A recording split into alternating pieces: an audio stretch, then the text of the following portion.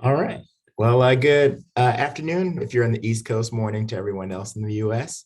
Thanks for joining us for our weekly webinar where we explore different topics in the space of majority of the space of minority health and health disparities. I'm pleased to be joined by some colleagues from Vertex, including Dr. Excuse me if I mispronounced your name, Dr. Ogo Egbuna. And Kristen Hood is going to tell us a little bit about their programming and project that they have with Vertex. Thank you all again for joining us last week as we had our summit on health, equity, and the Accountability Act in New Orleans. So I was glad that you were able to join us. And then one last, two more housekeeping items before I start. If you have questions, please remember to put those in the Q&A box. And if you just want to have like kind of a thoughtful side discussion, please do that as well in the chat section. So without further ado, I'll let Dr. Egbuna go ahead and get settled before we get started. So Dr. Egbuna, you ready to tell us why you're here? All right, good. Just ready to tell us why you're here and what brought you here today? Okay, great. So thank you, to the National Minority Equality Forum for inviting me today. Doc, real quick, your camera's a bit, we need you to turn your camera. Okay, I'm sorry, but can you see me now? One more turn. Is it better now? There we go. There we go. We can see you. All right. We're accustomed to the technical. We've been in a Zoom world for 2 years now, so we understand. Go ahead, all right, sir. Well, thanks. So again, thanks to the National Minority Equality Forum for inviting me. My name is Ogo Egbuna, and I'm the Vice President for Clinical Development in Kidney Disease here at Vertex. I'm a nephrologist by training, and I've cared for patients with kidney disease. And this is a particular interest of mine. And I'm really excited about being able to talk to you about this today. So if you don't mind going to the first slide. Can you hear me? Yeah. So I'll start by saying that Vertex is a global government for patients living with serious diseases such as sickle disease and APOL1 disease.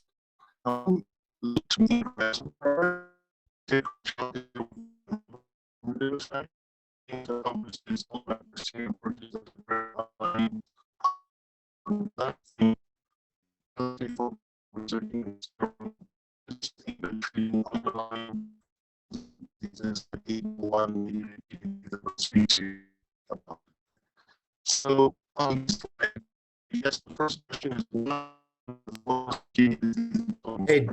Hey, Doc, real quick, we're having a little bit of trouble hearing you. I don't know, is your, I don't know where the microphone is on the phone or the computer. Maybe it's on it. Just want to make sure that folks can hear the information that you're providing.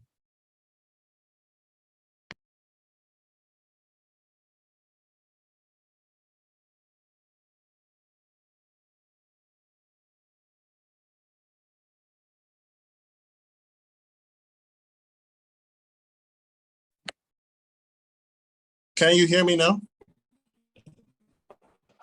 Yes, we can hear you. It's just that you're, I think the microphone is on the side that you would have to be faced forward before you can see us as a right angle. Okay. Yeah. Can you see me now? Yes, we can see you. you. Can you hear me now? Yes, to both. All right.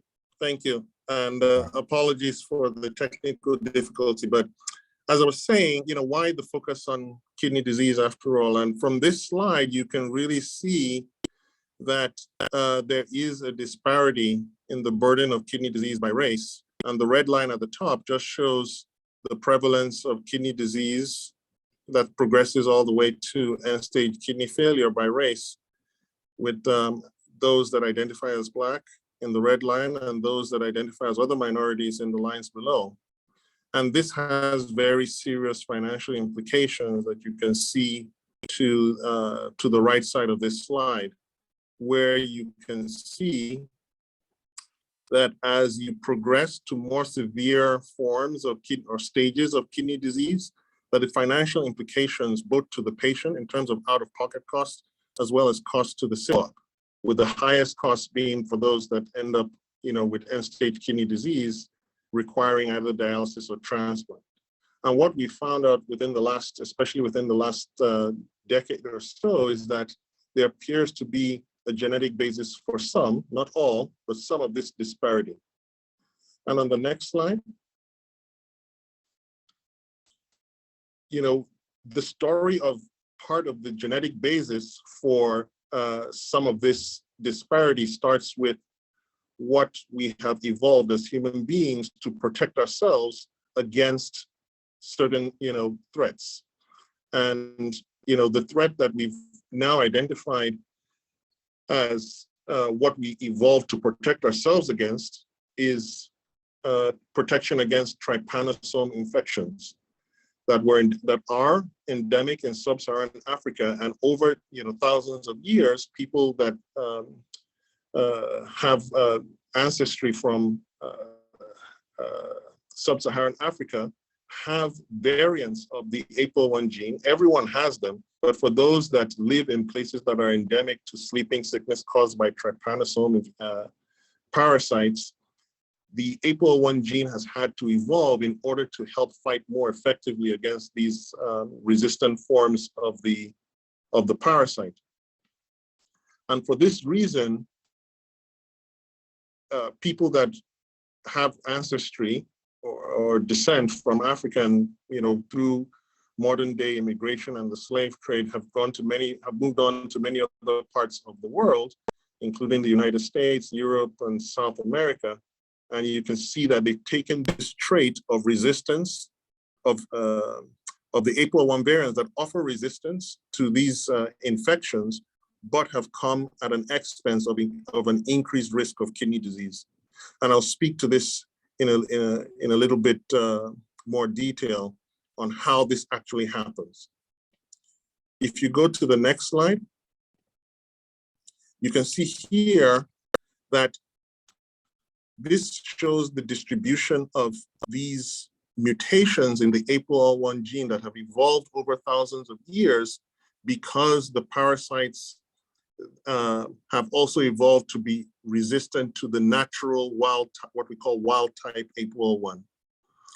And you can see that the trypanosome brucei, the parasite to the right of this figure at the top, is killed by all human APOL1. But there's some resistant forms, the two listed to the right, and humans, in response to these resistant forms, have developed mutations of the APOL1 that have now helped us fight these resistant forms. What happens is that the parasite takes up the mutant APOL1, and when they take it up, the mutant APOL1 kills them. Now, if we move on to the next slide, what happens is that this evolutionary advantage that helps provide protection against the parasite provides a disadvantage of sorts, because the APOL1 proteins that are expressed in the kidney and the liver and the blood that help protect against the parasite are also active, especially when there is an infection. So when the body thinks that it's under attack of some sort, the expression of these APOL1 proteins go up, and then it starts punching holes in the filtration mechanism of the kidney. And what this causes is that protein starts to leak into the urine, and there is subsequently a decrease in the kidney function over time. So what we've identified as an advantage on one hand ends up being a disadvantage on one hand. And for those people that have the mutations, in the United States, only about 13% of people have mutations on both alleles of the gene that carry the APOL1 gene. Those people are at increased risk. So it's not everyone that is of African ancestry that has all these mutations. It's all estimated in the US that only about 13% of those that identify as Black or African American actually have these special mutations that protect against the parasite, but also increase the risk for kidney disease. And this slide really just talks, shows how, to the far left, you can see that about 13% of the population that identify as Black have two variants, and that it explains, these variants explain up to 70% of non-diabetic kidney failure in the United States, and that for those that are already with end-stage kidney disease, 4 out of every 10 have two APOL1 mutations. On the next slide. So not only does the APOL1 mutation increase the risk of kidney disease, but it also increases the speed at which it progresses all the way to kidney failure. And this slide just shows the rate at which two common forms of kidney disease in the population, one being a disease called focal segmental sclerosis, FSGS, and the other being the more common hypertension-associated kidney disease. These lines here show, starting with the figure to the left, you can see that those with two mutations on the APOL1 gene progress at a rate that's almost 2 to 3 times faster than those that have no mutations or just one mutation. And the same thing applies for those, if you look at the figure to the right, in those with hypertension-associated kidney disease, the rate of progression to end-stage kidney disease is, again, 2 to 3 times faster, and that half of the people lose their kidney or progress onto end-stage kidney disease within 4 to 5 years. So it's really rapid progression. On the next slide. So I had alluded a little bit to how, or the mechanism by which these APOL1 mutations cause disease. And like I'd mentioned, infections or inflammatory factors, most recently even with the COVID pandemic, are considered what we call second hits. And these second hits induce the body to produce more of the APOL1 protein. And then these increased quantity of APOL1 protein now has the impact on the kidney that I just described, of leaking protein into the urine because there's a damage to the filtration mechanism of the kidney. And that has the impact of causing a decline in kidney function over time. That's quite rapid. On the next slide.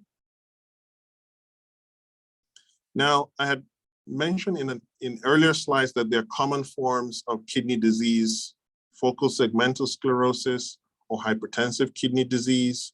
There are, in addition, other forms of kidney disease. And again, in patients with lupus nephritis, for instance, or those with HIV-associated kidney disease, we do know that those with two APOL1 mutations have a faster rate of progression of their disease compared to those that do not have two APOL1 mutations.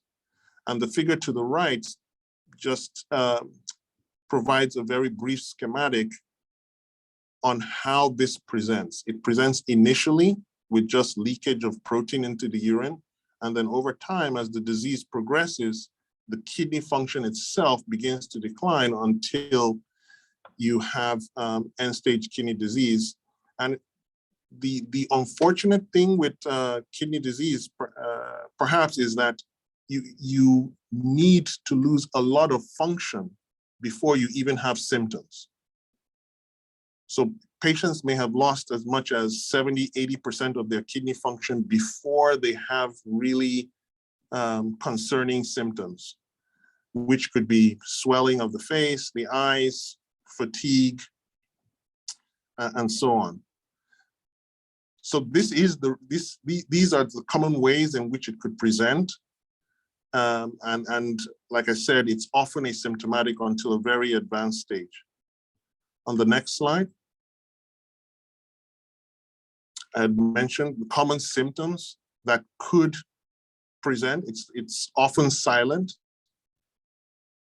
include fatigue, again, swelling of the feet, weight gain, and sometimes even a worsening of blood pressure. So these are the symptoms that show that perhaps there's kidney dysfunction and that there's a progression of the kidney disease to a more advanced stage. So on the next slide. So the question is, how does anyone know that they have kidney disease that might be related to mutations related to APOL1? Well, fortunately, the tests are relatively simple. There are blood tests that can be used to measure kidney function, often referred to by the clinician as an estimation of glomerular filtration rate. You could also test the urine to check for protein. And then there are now currently available genotyping tests that can help to test for the mutations in the APOL1 gene, as I've mentioned. And on occasion, not all the time, a biopsy might be required to not only confirm what's going on, but to exclude other known causes of kidney disease.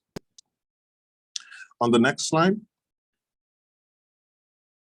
So in conclusion, there are many causes of kidney disease. There's certainly a disparity in the burden of kidney disease in the United States compared to other ethnic groups or racial groups.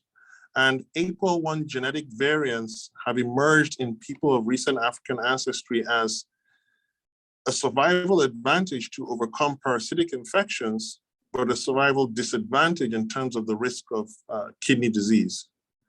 And early to middle stages of kidney disease may have no signs or symptoms, which is really important. And that's the real reason why it's important to get screened at least once a year, especially if there's a family history of kidney disease or you have a history of hypertension. It's really a good idea to at least get screened once a year to find out if there's any dysfunction that might prompt more testing. As I mentioned, there are really simple tests that could help identify any evidence of kidney damage. And genetic testing can actually identify the genetic basis to help inform options for treatment. Right now, there are no treatments for that. It's one of the, that's something that Vertex is working very actively on right now. And like I mentioned, it's really important that we also, because of the genetic nature of this, it's important to know one's family history as well as risks for kidney disease, such as hypertension. So with that, I will stop. Sincere apologies for getting, for the initial hiccups and, technical difficulties, but I hope this provides some insight into some of the ways we may potentially be able to address what we consider a very big disparity in in health and kidney disease in particular. Thank you. All right, well, thanks so much, Doc, and no worries about the technical difficulties. We just appreciate the thoughtful information that you shared with us. And with that, I'm gonna go ahead and turn it over to Executive Director of Research Engagement at NEFRA. I think that's Kristen Hood. So Kristen, you wanna tell us a little bit about the program and what brought you here today? Yeah, thanks so much. I am thankful to the National Minority Quality Forum and Vertex for inviting me here today. I want to talk a little bit today about the Health Equity Initiative that NFCure Kidney International has been a part of. Really, from the beginning of probably around 2019 is when we started really taking a very purposeful effort to really research and find out more about health equity within rare kidney disease. So I'm going to resume my slideshow. Let's see.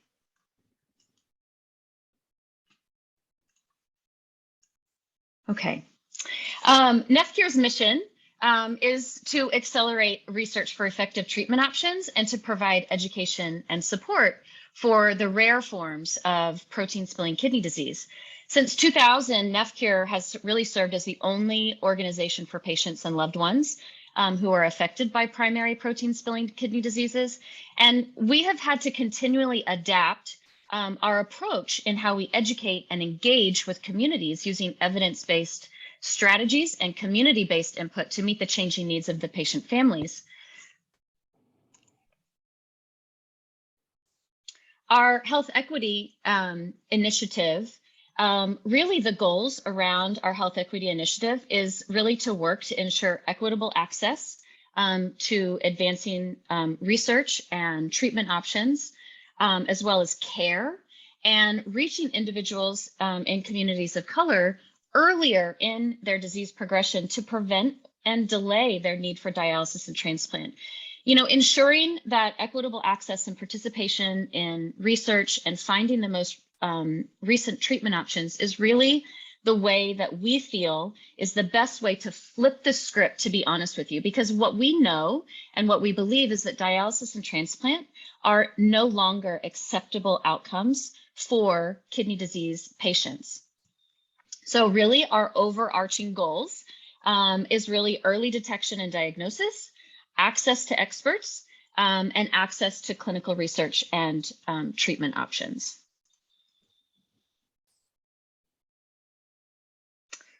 So this, this initiative that we have, I would say, is really an integrated public health approach. We have strategic partnerships that we have developed and continue to develop with stakeholders within our disease space. We provide culturally, obviously relevant content as well as educational programming. The public health approach is really the key. It's really a cornerstone in really accessing communities who live in areas that are maybe disparaged or have disparities within healthcare access and treatment options. And so this is really the integrated public health approach is really the way that we are approaching this entire initiative and programs that we offer. So let me give you a little bit of a deep dive into what this looks like. So the first collaboration that I want to speak of is our collaboration with HeelA. HeelA is a non-for-profit community-based organization that focuses on health, education, advocacy, and learning, which is what makes up the acronym of their name. They partner with faith-based organizations to help communities of color healthier. So within this collaboration, we have developed resources for this initiative. And so we knew and understood the importance of providing resources if we were going to be going into a community that lacked resources and obviously had disparities for healthcare access and treatment options around kidney disease. We knew and understood the importance of providing resources that were not only relevant, but it could also account for the different levels of disease awareness and understanding.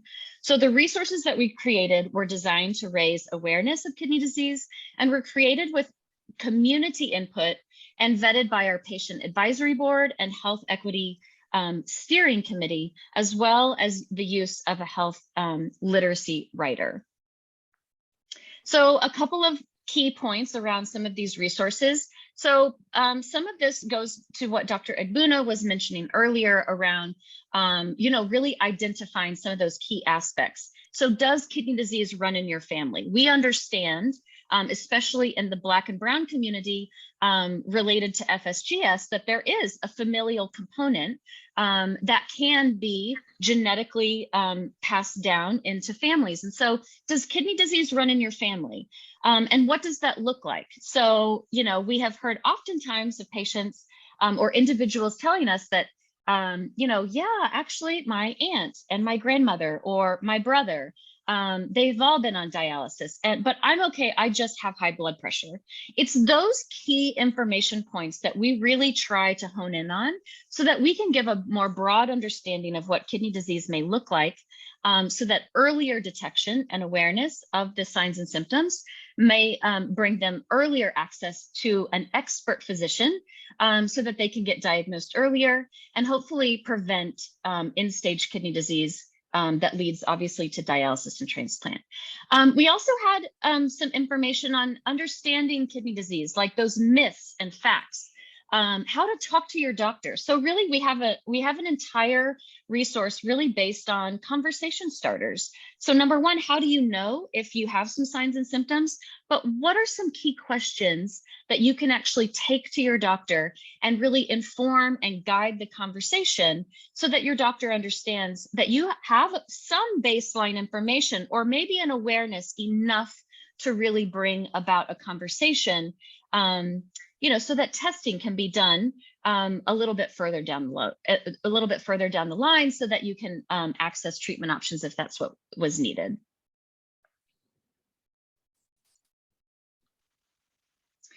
So with the collaboration of HeelA, we had local faith-based outreach in 2 areas with HeelA. And so in 2021, we had 2 programs, one in Chicago and one in Atlanta.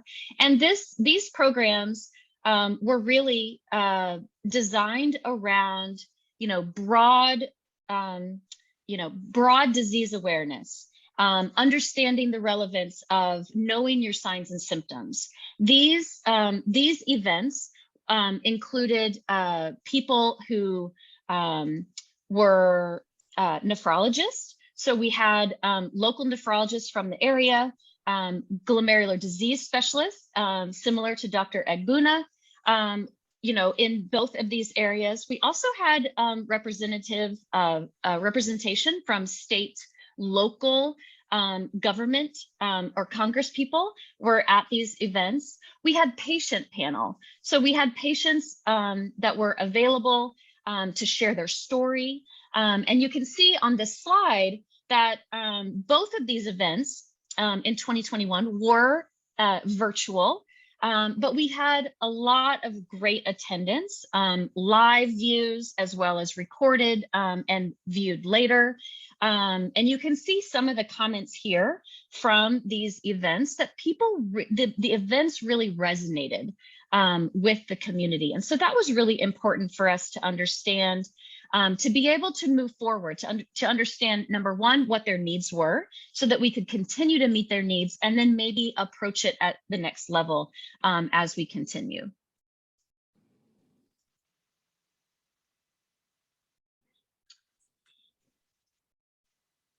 All right, so our Health Equity Initiative also engaged with a national online awareness and education component. So we had a mass media campaign that included a clear call to action, such as adopting lifestyle changes, promoting kidney health, and really being able to measure one's own kidney function through the awareness of chronic kidney disease, and being able to identify some of those signs and symptoms. Like Dr. Egbuna spoke about in his talk, some of the signs and symptoms are very vague, and a lot of people brush them off. And so we wanted to really promote a national mass media campaign with a clear call to action that would really identify with the community that we're trying to target, as well as provide information around some of those educational pieces. So the campaign included some of the creative pieces that you see here on the screen. But because of this campaign, we've added, more than 500 new kidney curious, we call individuals from the target of this campaign. They were able to receive resources from the campaign, some of those resources that I shared just a minute ago. And really the success of this campaign led us at NFCure to be able to work with Alonzo Mourning, who also is an FSGS patient who's had a transplant. And in his video, if you haven't seen the video, it really is an awareness video around his kidney disease journey. And his major goal whenever he was working with us was, we need earlier detection. People need to go to their doctor and get screened at least once a year to make sure that they understand if they have kidney disease. And so that is really one of the major premises behind our campaign as well.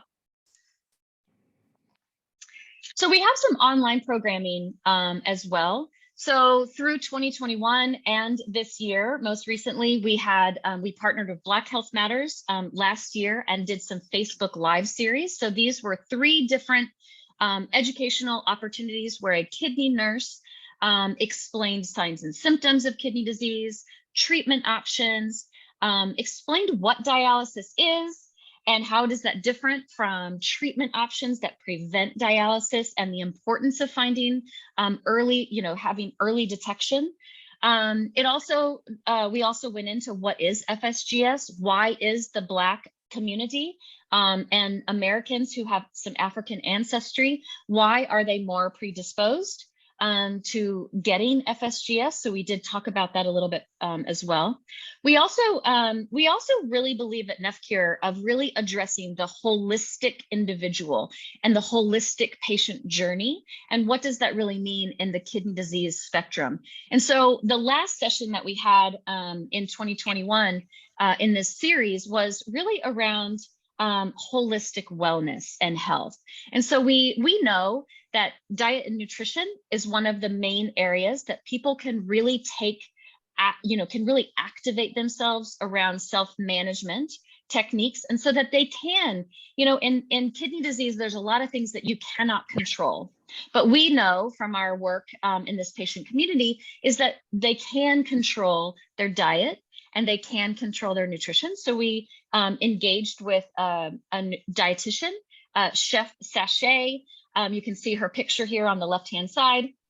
And we also had an exercise specialist that really talked about the importance of physical exercise as well as meditation as a way of really promoting not only physical but mental health. Most recently this week, we had a cultural conversation. You can see this on the right side of your screen, where we really promoted, again, the same type of online, awareness campaign around kidney disease. So the 2 different programs that we have are very different. So we have a very grassroots, program where we partnered with local faith-based organizations in Chicago and Atlanta, and those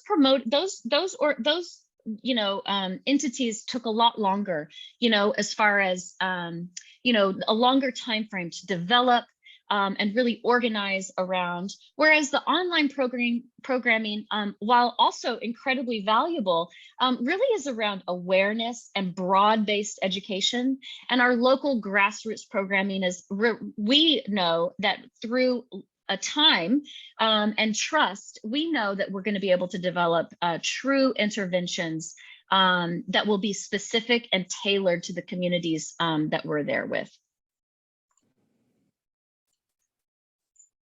So these are some pictures from one of our most recent visits at New Life. This is our partner in Atlanta. It was, first of all, incredibly exciting to be in person for the first time. NMQF had a booth at New Life's health fair, which include health screenings, kidney disease information.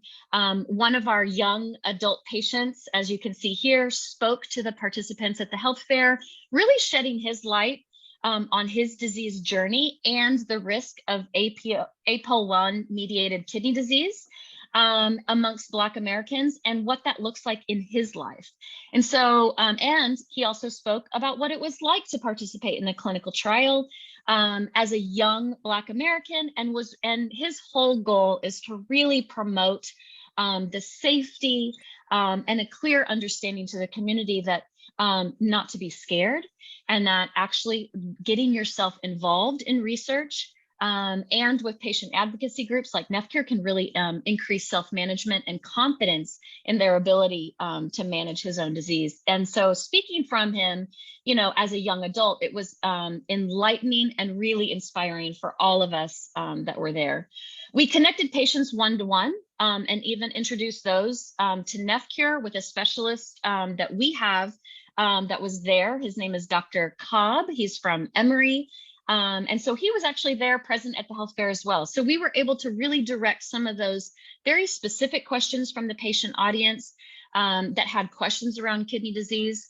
I had one patient that actually pulled up lab work on his phone, and the first two numbers that I saw in his phone whenever he shared with me his lab work was he had high protein in his urine and his creatinine was high. And my question to him was, what did your kidney doctor or what did your doctor tell you about this? And he said, nothing. He told me to come back in my next meeting in about 6 months and that we would do it again. And so I told him, being a nurse, I could totally sit down with him, but I knew that I had a NMQF specialist, a kidney doctor who specializes in glomerular disease right next door to our table. And so I just walked the patient over to Dr. Cobb and I said, and I explained the situation, and he pulled his chair around to the table with his computer. He sat down with the patient and really went over every piece of lab work with him. And that really meant a lot. And that's the kind of specific tailored intervention that we know that we can make a big difference in these grassroots programs. The other important thing to say about New Life is that they are truly meeting the needs of their community. It is a model for Maslow's hierarchy. So at New Life, they have a program set up where they are truly meeting and securing the needs of housing, food, clothing, education. And towards the top of this, hierarchy is their health program. And we at NMQF were able to come in, and it wasn't easy. It wasn't quick, I would say, definitely through time and effort as far as building trust and getting them to understand that we weren't going anywhere and we are dedicated to continuing this collaboration with New Life, but we were able to come in and really give a perspective as far as kidney disease education. And so we're incredibly excited to continue working with New Life through HEAL Collaborative, really to improve detection of kidney disease signs and symptoms and the awareness of how to access doctors and experts around kidney health. So if you have any questions or are interested in collaborating with us, you can visit us at nmqf.org. You can reach out to me directly. My email is here. And with that, I'm going to stop sharing my screen and turn it back over. Well, thanks for that. I'm just going to start my questions with you, just because this program has been going on for about a year now, beginning 2021 or so. What have you, I guess, now that you've gone through a year of it, what are some of your takeaways? Yeah, so, I have to say one of the big takeaways from NMQF's standpoint is that often people talk about beginning work in communities of color. They talk about the need to work in communities of color to really make changes in health outcomes. And we talk about the importance of building trust. And this is truly the paramount, pivotal cornerstone of entering in to communities of color, is really building that trust. And I will say that we thought we knew what that meant when we started this journey. We build trust with patients, healthcare providers, and other stakeholders literally every day. We're based on patient advocacy. But we actually didn't understand how building trust in communities of color might look different than what we were used to. And so I think it's critical I would probably say, to share that our partners, with the partners that are here today, is that to understand and truly engage with communities of color is, really looking at, building resonating resources, making the community that you are going in to really serve and provide education and support to, that they know that you're not just there, for a short time. We want people to know that NMQF is here for the long haul. We're not going anywhere. And I think that's really the critical piece to building partnerships and trust in communities of color to make a difference in health outcomes. Yeah, I appreciate that. I think another thing is that we're talking about this building trust and what's needed. But Dr. Egbuna, you mentioned that, we know that there's a critical role for folks to have some genetic testing to get a better understanding of genetic kidney disease. How do you, well, could you first of all talk about the importance of the genetic testing, and then how we get folks to actually, well, know that it's available and then actually complete the test? Yeah, so, there are lots of other genetically driven diseases that I'm sure, folks on this call are more familiar with. So sickle cell, for instance, it may have a more obvious presentation in terms of pain and bone crisis, for instance, but you still need genetic testing in that instance to confirm it. I don't think kidney disease is any different. But the first step, I don't think everybody or anybody needs to be genetically tested.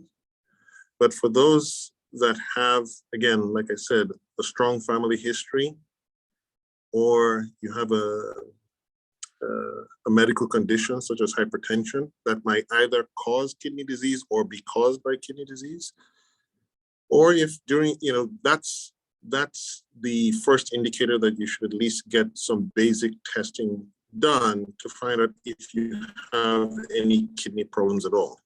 And then if you do have any, either a little bit of protein, a little or more, a lot of protein in your urine, or you have some evidence of a decreased kidney function, it's a good idea, especially if you're of African ancestry, to get genetic testing to see if kidney disease is caused by, abnormalities such as APOL1 mutation. There are many other causes, genetic causes of kidney disease, but in people of African ancestry, APOL1 is really up there in terms of the number of people it could potentially impact and the magnitude of the effect it has. And then you talk about the magnitude, and I'm going back to just the disparity. And then as a nephrologist, can you talk about the disparity a little bit more between African American, the Black and brown people and their white counterparts, especially when talking about kidney ESRD? Yeah, so like I mentioned, there are many parts to the disparity. Socioeconomic inequities, access to care, those are important. Once upon a time, one would think that it was all about, oh, you don't get enough exercise, or you don't get, you don't eat the right food. While that may be the case in some of the time, for some people, it doesn't matter what you do. If it's based on what you've inherited from mom and dad, because of, over time, you have these genes that were once expected to protect you from a deadly infection. There's nothing you can do about that. It's not your fault. It's no one's fault. But at least I think it's just like many other diseases. It's great that we're finding out this information so that we can make more informed decisions about what medications, for instance, we take. So many of these patients that might have had treatment, what we call treatment-resistant kidney disease, are being hit hard with heavy-duty immunosuppression, steroids, and so on. If you find out that it's due to APOL1, for instance, you can spare yourself being, treated that way. And maybe look out for a trial, because there are a number of companies now that are, including Vertex, that are pursuing developing treatments for APOL1-mediated kidney disease. I think that's really important, Dr. Egbuna. I think that, when you think about the fact that kidney disease signs and symptoms sometimes they're so vague, right? I will tell you that one of the individuals that we work with actually the young man that was in the picture, he spoke about how he had, he was at the prime of his life. He was about 18 years old. He was participating in a lot of sports. He was going to college. And he had no idea that he even had kidney disease. It happened on a fluke, to be honest with you. He would share, if he was here today, he would tell you he was at his aunt's and uncle's house, and there was a blood pressure machine. And so him and his siblings started playing around with a blood pressure machine. And his uncle, when this individual had taken his blood pressure, his uncle looked at the number and he was like, this is high. This is not, you need to go to the doctor. And it was like, oh, no, it's fine. But the mother of this individual, the next day got him into the doctor. And honestly, through, a little bit of work, they were able to identify that, number one, it was not normal. That's the only symptom he had, was high blood pressure. And the only reason that it was found was because he was playing around literally with a blood pressure machine. So the doctor, did some preliminary tests. Yes, he had protein in his urine. He didn't know that. And, with the high blood pressure, the protein in the urine, being that he was a Black individual, and there was some family history of kidney disease, but they didn't really have details around what that meant. So he ordered, they had a kidney biopsy. And the important piece around that is that it came back that he had FSGS. But I'll tell you, the doctor called the mother to tell him, and he said, this is how he approached it. He said to the mother, he said, hi, this is, Dr. So-and-so. And he said, I want to tell you, I've got good news. There's an opportunity for your son to enter into clinical research based on the disease that I think he has. And so they did genetic testing, confirmed APOL1 mediated, confirmed biopsy showing FSGS. He entered into a clinical trial, and it was truly genetic testing. First of all, the identification from a fluke of high blood pressure sent him to the doctor, and he never had to go on these high dose steroids, multiple immunosuppressants that, as Dr. Egbuna said, would not have probably worked for him at all. And if you think about the social and emotional and mental piece of being an 18-year-old having to go on high dose steroids, multiple medications, entering into college, this would have been incredibly devastating, not only for his social, mental, emotional, but also would not have been helping stop the progression of his kidney disease.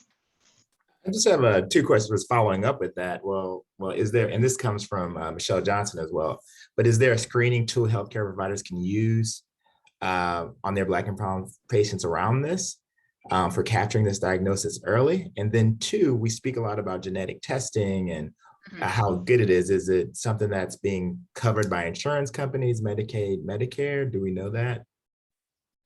Yeah, I can speak to this, and Kristen, it would be great to hear your perspective. So again, like Kristen and I had mentioned, kidney disease can creep up on you. The gentleman that she described probably had leakage of protein perhaps for months, if not years, before the blood pressure went that high. Yeah. And, so that's why we say, if there's a family history, get checked out. If you, have a little bit of high blood pressure, and it wouldn't be something you'd naturally expect in an 18-year-old, but it does happen, get checked out. Because those are the earliest signs that you can have, because by the time you wait for, swelling in your face, feet, belly, or, not really clear symptoms like fatigue, you might just think that you're working too hard. But hey, like we all do, sometimes feel that way, working too hard, but something else might be going on. So that's the reason why, getting a checkup at least once a year, especially if you have a family history, is important. With regards to insurance, yes, especially in the last couple of years, there has been more readily available access to genetic testing. And I would say not all doctors are as savvy or aware of genetic testing. So if you find yourself with a doctor that, doesn't know what you're talking about, keep on looking for one that does. Yeah. And from the patient advocacy side, as far as tools, Yeah, I'm not familiar with like a specific tool to really screen the risk factors for APOL1, but the three things that Dr. Egbuna spoke about is what we talk to patients about at NMQF is, you know, do you have high blood pressure? Is there a family history of kidney disease? And are you spilling protein? And what does that mean, right? What does that look like? So at NMQF, we teach people, you know, that because a lot of times people don't even take notice of what their urine looks like, you know, so, but pay attention, right? Like, is it foamy? Are there bubbles? And some people are like, well, there's always bubbles, but do the bubbles stay there? Do they stay along the rim of the toilet? Do they not go away? This is, you know, do they foam up? Like, does it build as you're going? You know, so it's those are the really three big things. Screening is really going for your annual checkups, you know, annual doctor's visits. And I would say that if there is a family history of, you know, kidney disease, and I saw someone say, is there a certain age? No, I think that the importance is annual, you know, checkups. I would tell you that a little bit of protein is never just a little bit of protein. It's not anything that you just want to say, oh, it's just a little bit, come back next year. It's at NMQF, it's like, you know, our CEO has been known to say, you're just never a little bit pregnant.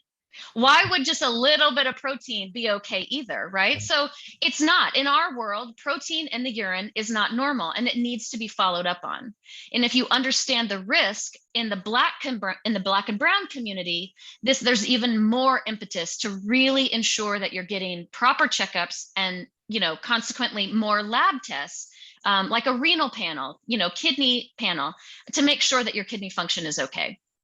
And as far as genetic testing, I will say too, as far as the patient advocacy side, we feel that number one, anyone with FSGS should get genetic testing, period. The relevancy around treatment options, if you have FSGS, and knowing the genetic disposition can really decrease the exposure to toxic medications that won't end up working, first of all. But second of all, the importance of genetic testing for our perspective is also the importance of getting to a certified genetic counselor. So knowing how to access a certified genetic counselor so that they can really, because they are a counselor, they have a training in understanding how to relay information in a digestible form that's not only intentional, but also very purposeful, so that patients and family members can also understand how this may or may not affect the entire family and how to proceed from there if more family members need to get tested. Yeah, I appreciate that. I appreciate both comments. We're at our last just a couple of minutes, and I just want to first of all say this is very engaging. We have engaging chat and a few questions and Q&A. But one of the things that folks are wondering is, can you share your presentations? Would it be comfortable if we shared the presentation from NMQF for everyone? All right. Yeah, that's yes. And yeah, I believe that should be a problem. Okay, well, that's great. And then too, with our last couple of minutes, I just want to know, what is the one thing, the one message you want our audience to get from this presentation? If you had to say a thesis statement about this, what is it? And what do you want to leave them with? Yeah, for me is, you know, you can only be your best advocate. You know, don't, you know, you have to think, you know, because if you wait for a time when you have obvious symptoms, not that it's too late, but you could have been earlier. You could have picked things up earlier. Now, I don't think people should, you know, see one or two bubbles in their urine and they think that, you know, the world is falling down on their heads. No, I don't think that's the case. But to Kristen's point, you know, a lot of foam that doesn't go away, a family history, high blood pressure, get checked out. Don't let it pass. Yeah. And yeah, I have two things, you know, like final points is, you know, same as Dr. Egbuna, I would say number one, be aware of early signs and symptoms. We know that interventions in early stage chronic kidney disease can prevent or delay end stage, which leads to dialysis and transplant. And so number one, that is really important. And understanding in the Black and Brown community, the significance of genetic testing, if there is a family history, should also be really taken into consideration. Number two, I would say there is hope. The plethora and the amount of innovation and discovery in kidney disease research, especially within this rare disease, kidney disease, is truly inspiring. And we feel that we truly can flip the script and prevent dialysis and transplant, and through better treatment options in our community. Well, I definitely appreciate this, and I'm one of those people that get checked up every, annually, but I'm definitely going to be more specific with my questions to my primary care doctor and mention this. I really appreciate you guys and your time. I think our audience did as well. Very thoughtful and insightful. I'm also going to remind everyone, if you are interested, we have well, you can hear more information like this. We have our in-person this year National Annual Summit on Health Disparities in Washington, D.C. at the Watergate Hotel. And believe it or not, it's our 20th year hosting the summit. So we look forward, I know the folks from Vertex will be there, and Keiko and I will be there. So we look forward to seeing you there at the end of April, Minority Health Month. And with that, we'll see you next Friday. I guess that's it. Everyone have a good weekend. Thank you. Thank you. Thanks. Thank you. Bye. Bye. Thank you, Kristen. Thanks.